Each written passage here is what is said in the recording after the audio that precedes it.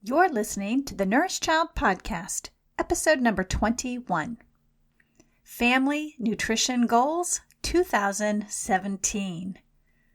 It is the end of the year, and I always say you have to look back in order to look forward. What's working in your family with regard to nutrition? How is feeding your family going? What are your goals for 2017? I'll share my gifts and gaffes of 2016 and how I'm planning for a successful 2017 on all fronts, both personally and professionally. Plus, I'll give you some things to think about as you look ahead to 2017. You can find today's show notes at www.jillcastle.com/021. That's 021 for episode number 21. Welcome to the Nourished Child podcast, a show about childhood nutrition, feeding kids, and dealing with the ups and downs of growing a healthy child. Here's your host, registered dietitian and childhood nutrition expert, Jill Castle.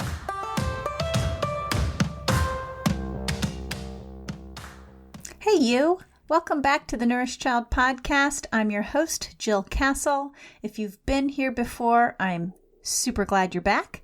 And welcome to the show if this is your very first time. I'm so glad to have you here. This time of year is very, very busy. I'm sure you're feeling it as I am.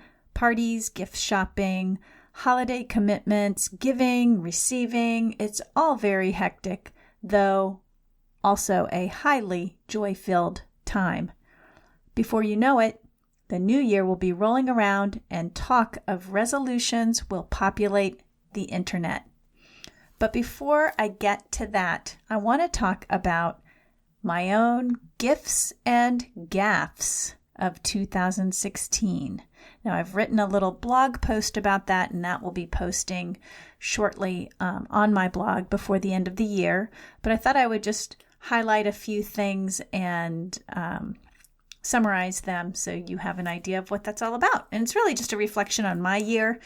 There were a lot of great wins over the course of the year, but there also were some gaffes or some setbacks or funny little things that kind of happened along the year.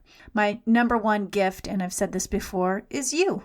Your ear, your support, your feedback were by far the greatest gift to me this past year.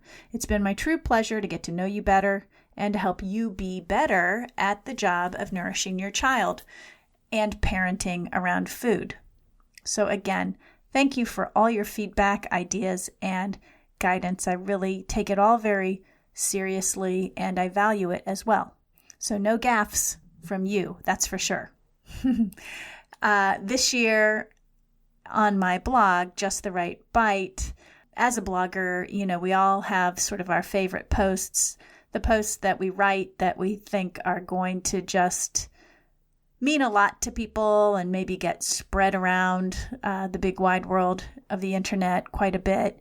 We have posts that we put a lot of heart and soul in, and oftentimes those posts are not necessarily the ones that turn out to be the most popular, but I can tell you I have a list of what was most popular in 2016, but I also have my own sort of list of what I loved writing, and I would think that I do want to share with you that I think one of the things that has been most enjoyable for me as a writer, as a blogger, has been learning and understanding how to create extra bonus content for you that I know will help you be better at the things around food and feeding your children.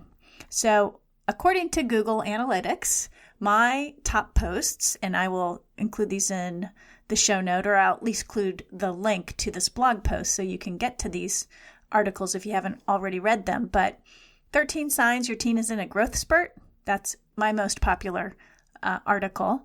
And possibly it is because a lot of teenagers are very concerned with their growth and how tall they will end up. So I believe I have a lot of teenagers coming to read that article, but I also have included a height predictor tool in that article that uses a pretty common equation to figure out the eventual height of a child. And that's based on combination of both the parent's height. So you can check that out. My second most popular is 12 Reasons Your Child Won't Eat. That post spurred a second post called Your Toddler Won't Eat, 6 Steps to Help. And in that post, I include a content piece called My 6-Step System to help you break it down to those essential steps for success in helping your toddler eat. Another popular post was the pros and cons of chocolate milk. That one's been around for a long time. Slow cooker potato leek soup, another very popular post, and I have to say, a very, very popular slow cooker family meal item for my children. I think it is their absolute favorite soup that I make. 3 healthiest microwave popcorns in the grocery store. How to say no to food requests nicely is also a popular post. A healthy ADHD diet for kids. Again, that is a pretty comprehensive post outlining what a healthy ADHD diet would look like for a child.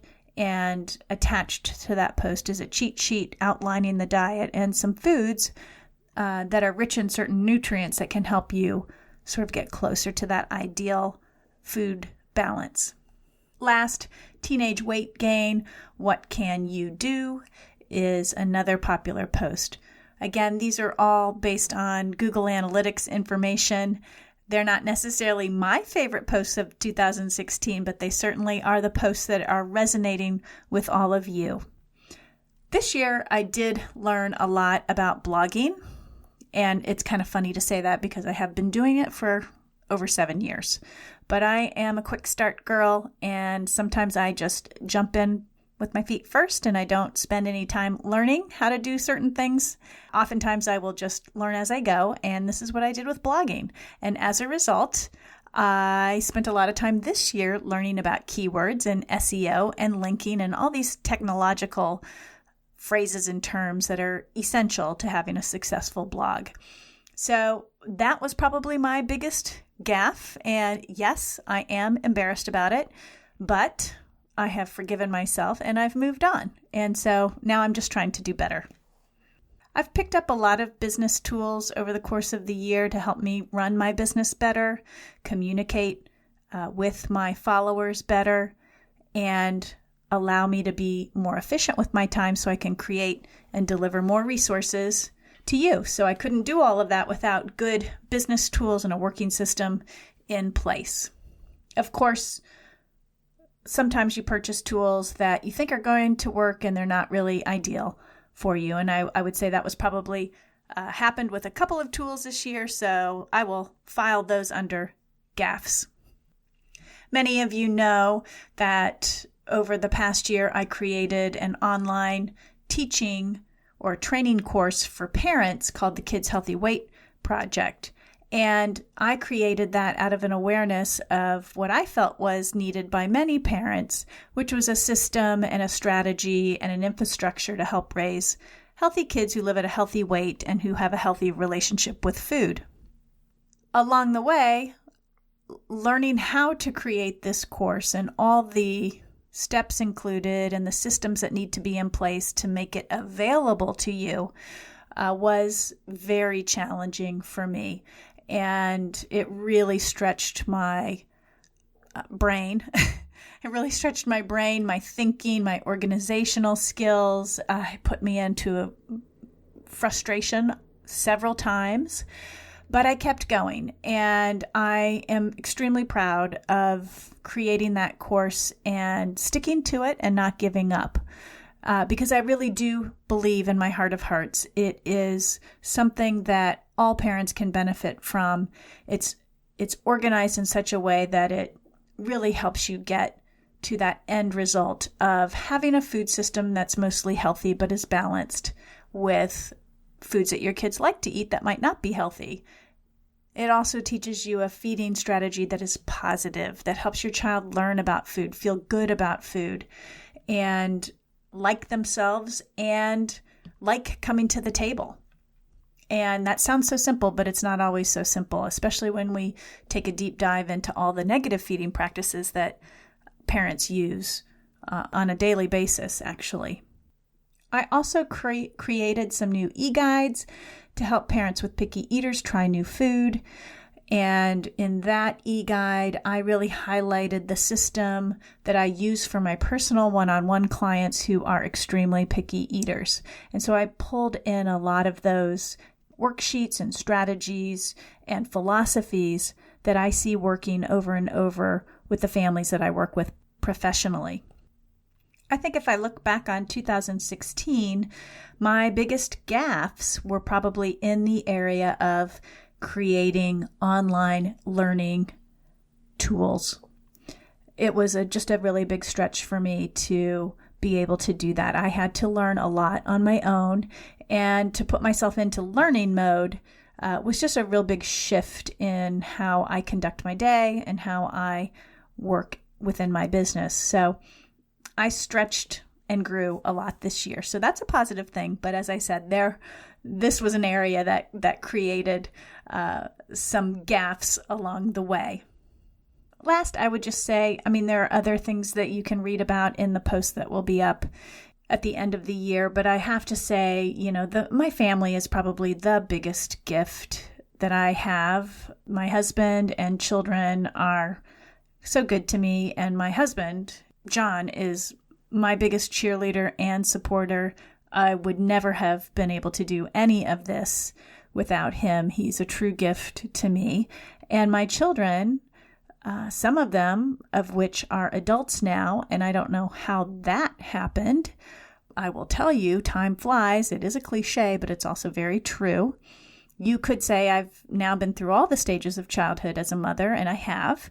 And I'll tell you what I have learned, and I should write or talk about this at some point down the road, but what I have learned is that nutritious food, positive feeding, encouraging your child to discover all different kinds of food, educating your child in natural, gentle ways about food and eating, and really setting your child up to be able and capable of self-regulating their eating. It works. I teach this, I preach it, but the proof is in the pudding. It works. Okay, let's shift gears here a little bit.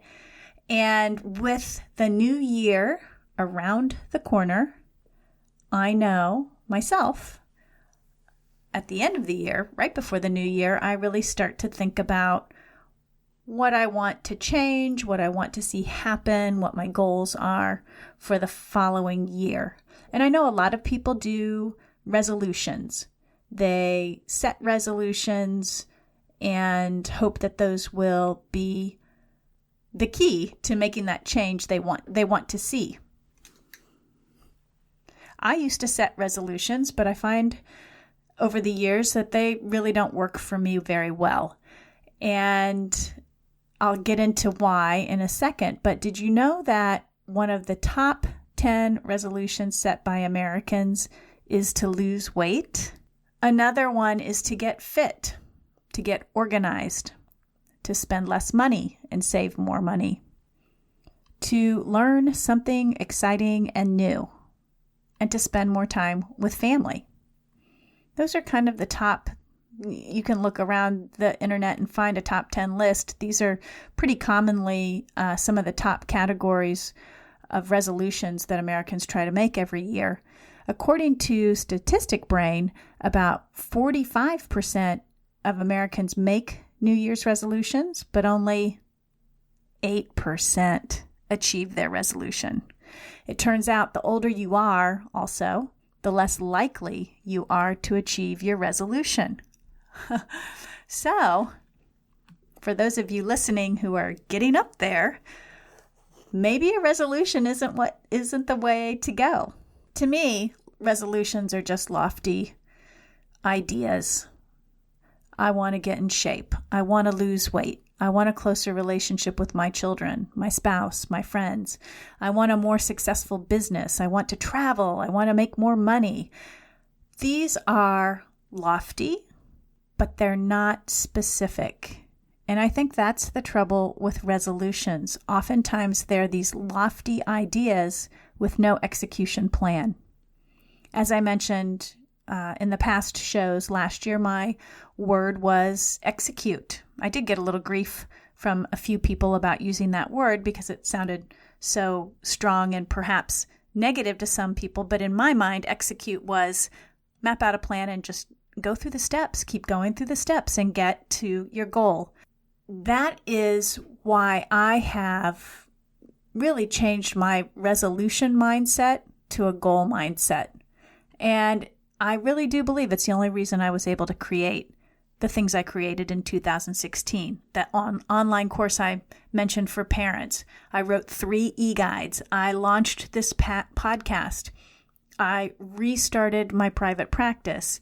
And I launched a mentoring program. So I would not have been able to do those ideas with a resolution that said, I want to grow my business. Well, that's so broad and so lofty and so unspecific that I knew that setting goals and being very specific, breaking those big goals down into smaller goals, breaking those goals down into steps is really the way to go. So I just wanted to go over a couple of reasons why I like to goal set, and hopefully this will motivate you in some way, shape, or form to maybe shift out of that mindset of resolution and think more about specific goals. And that's actually my number one thing about why I like to set goals. It's because you can be specific. I'll use the online course for parents as an example. I drilled down that topic, how to help kids eat healthy, live in a healthy body at a healthy weight, and have a healthy relationship with food. That was my outcome. That's what I want. That's what I wanted that course to create, to guarantee for parents that their child would be on just a whole new level of health. I listened to my followers.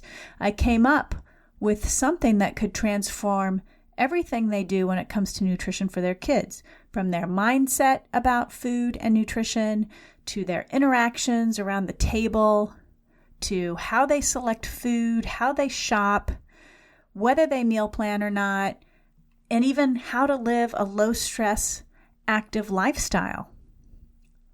I knew parents didn't have a system that was working well. How did I know? Because I listen to the questions and I read the comments that parents send to me, and I see and hear and feel the worries that they have. This course was designed for parents who didn't have a tried and true food system, a feeding strategy that was positive and effective, or a lifestyle infrastructure to make food and nutrition easy. I wanted to help parents transform the whole food and feeding environment so that they were in control, fearless, and steering their families down a path of lifetime health.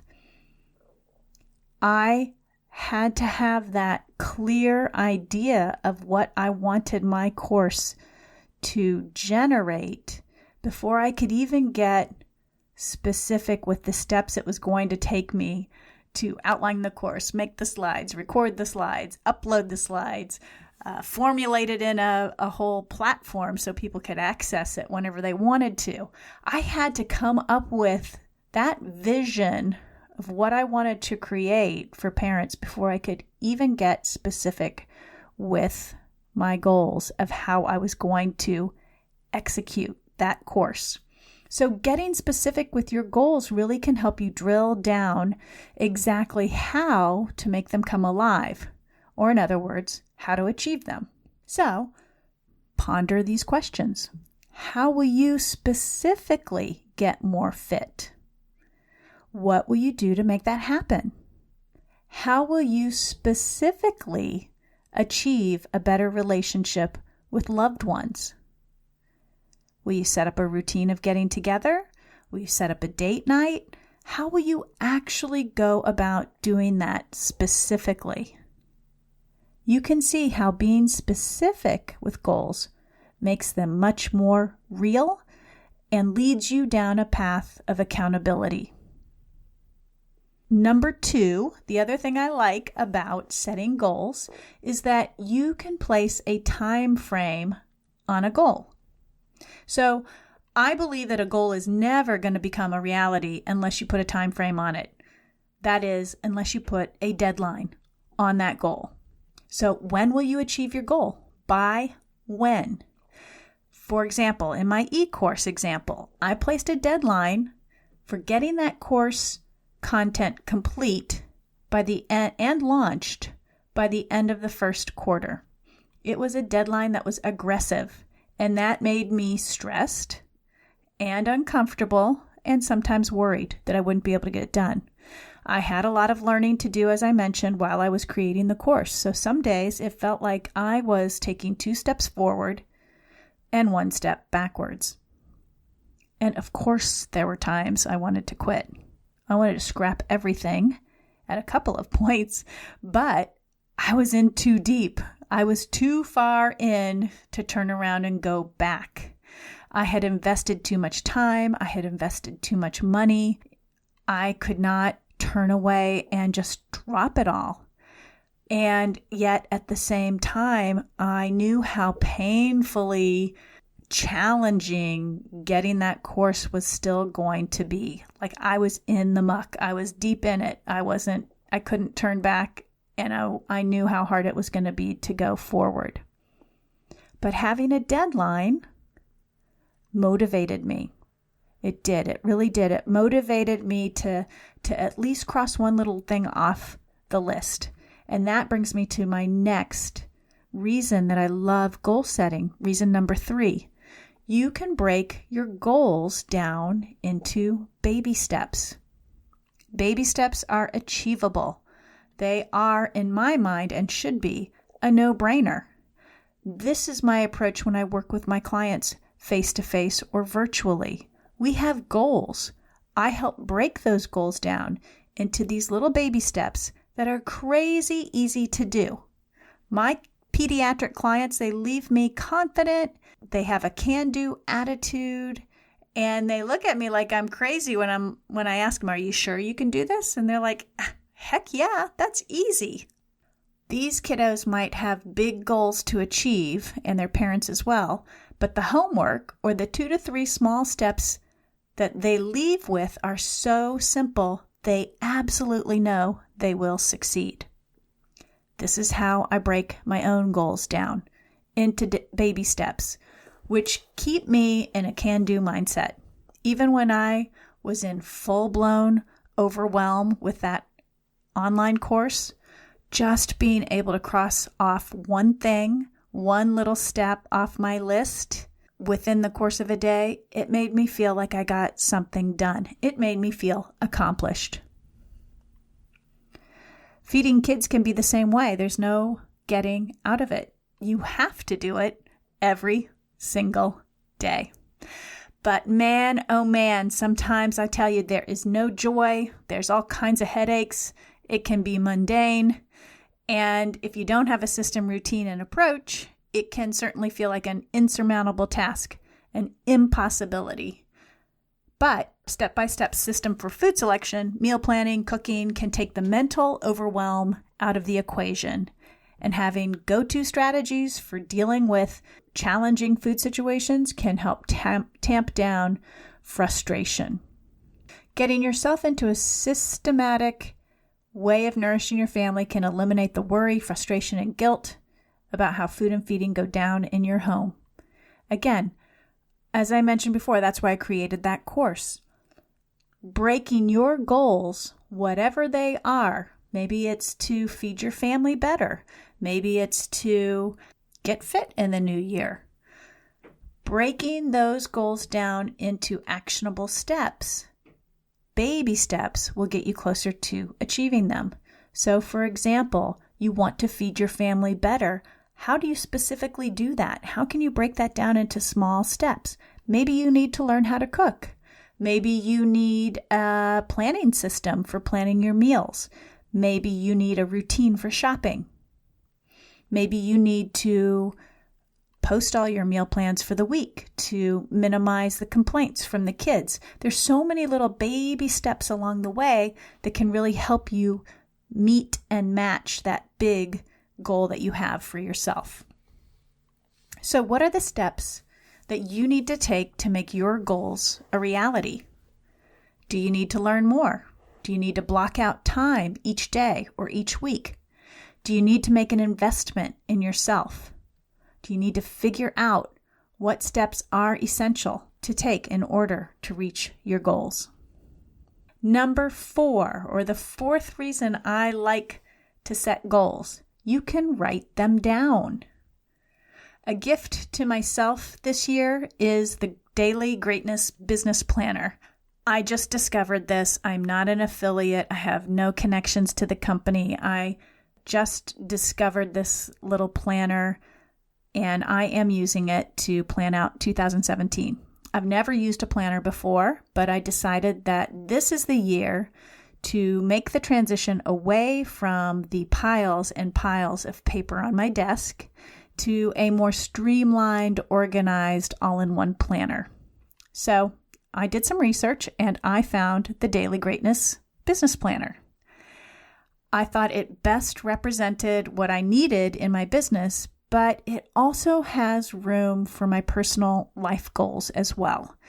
And again, I believe that if you're a business owner or you have a job or you're a big volunteer with your children's activities or you're just maintaining an active family, it all blends together. Personal goals, professional goals, all of it shakes out on the same page. And that's why I wanted to find a planner that would include both professional and personal stuff. So whether you use a journal, Post-it notes, or another system to map out your goals for the new year, write them down.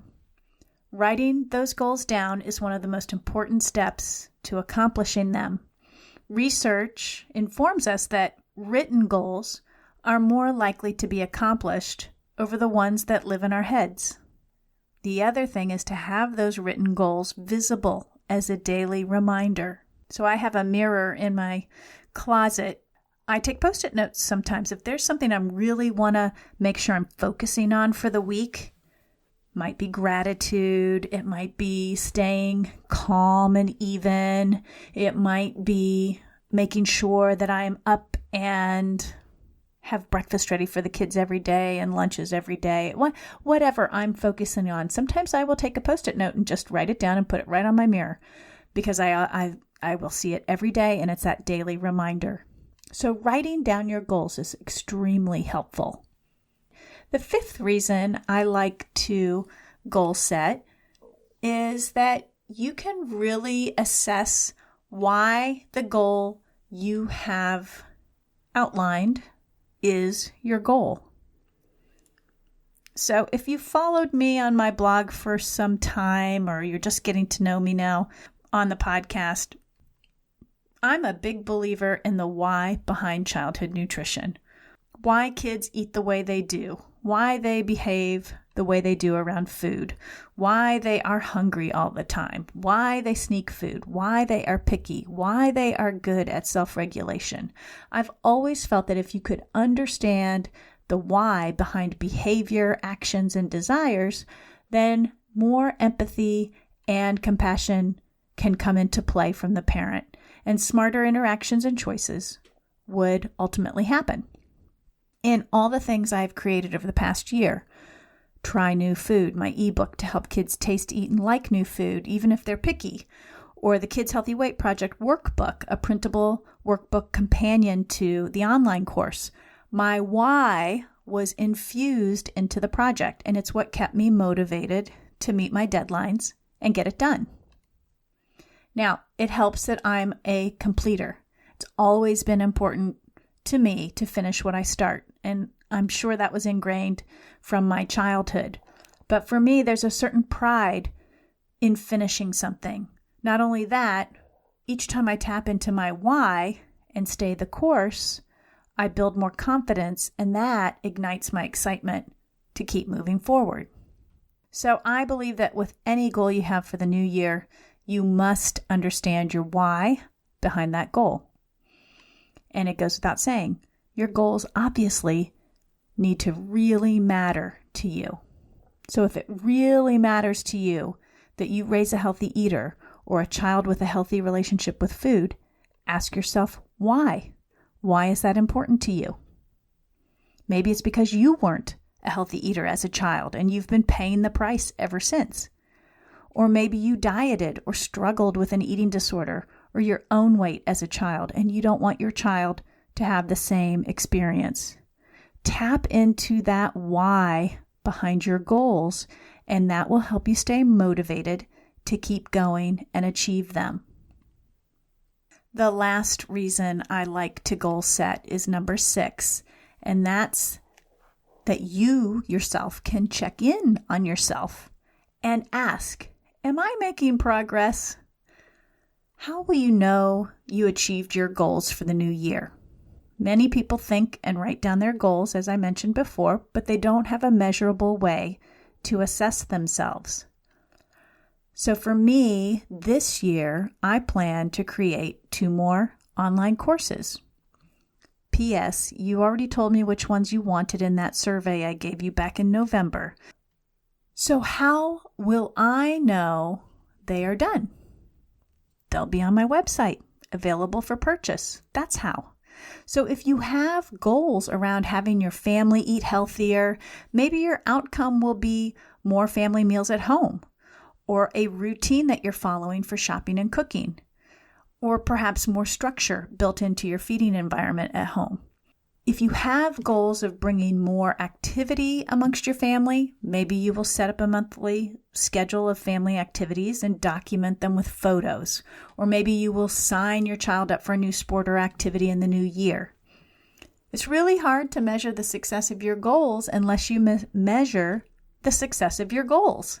So take a moment when setting goals to think of the outcomes you want to see and how you will know that you reached them. So I'm sure by now you can imagine I've been putting my goals together for 2017 and have spent a lot of time working through them. I'm sure I will have to be flexible along the way.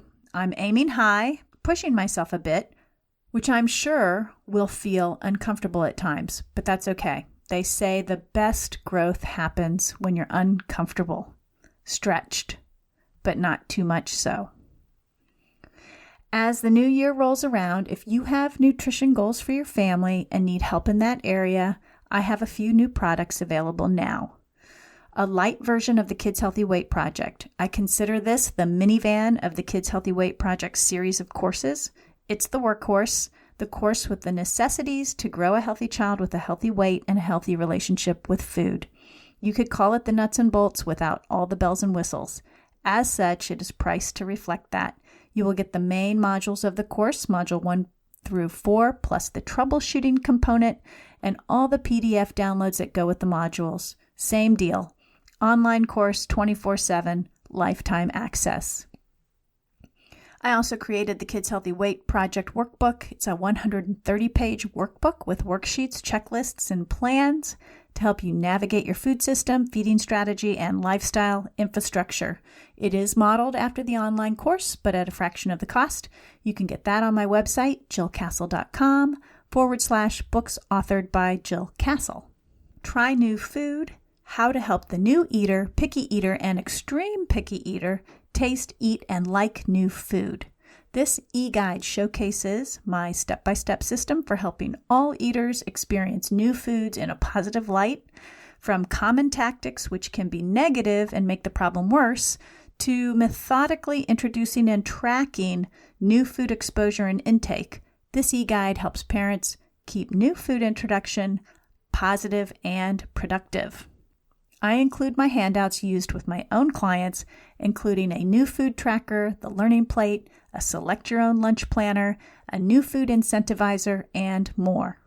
Other news for you to be aware of: when I launched the Nourished Child podcast, my intention was always to broadcast every other week. This will be the last time you hear from me in 2016. I'll be back in 2017 with my new schedule. Shows will air every other week on Thursdays. When I'm not podcasting, you can still find fresh content on my blog, Just the Right Bite. I hope to see you in the new year. I have some exciting topics and interviews lined up for the Nourished Child podcast, and I cannot wait to share them with you. If you like the show, remember to head to iTunes and subscribe. And if you have 30 seconds, write a review of the Nourished Child podcast. Your review will help the show come up in search, which means more parents will find it and can listen in. Don't forget, the show notes can be found at www.jillcastle.com/021. Thanks for spreading the love. Remember, ultimately, this show is about empowering you to be the best feeder and nutrition expert for your children and in your own home. So do me a favor, grab that child in your life, big or small, and give them a loving squeeze today. Bye for now. Thanks for listening to the Nourished Child podcast, where the #1 goal is to help you grow a nourished child inside and out.